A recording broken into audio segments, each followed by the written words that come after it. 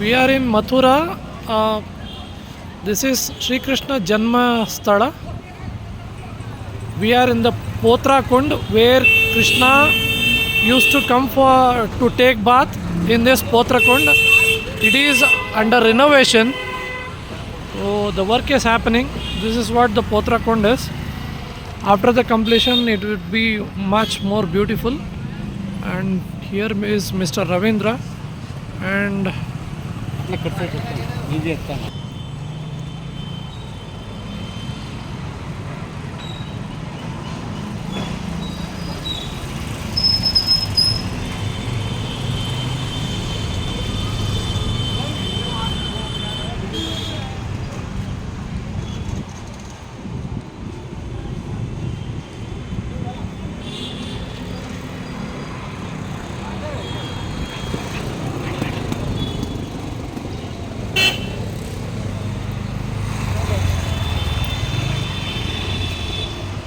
ಯಾವುದು ಅದಲ್ಲ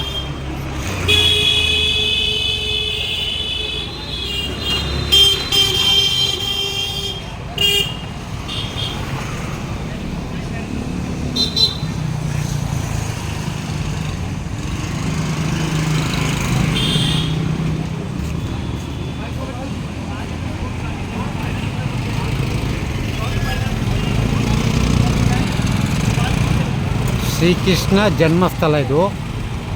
ದಯವಿಟ್ಟು ಯಾರಾದರೂ ಇಲ್ಲಿ ಬರಬೇಕಾದ್ರೆ ವಾಚು ಮತ್ತು ಮೊಬೈಲು ನಾಟ್ ಅಲೌಡ್, ಬಿಡೋದು.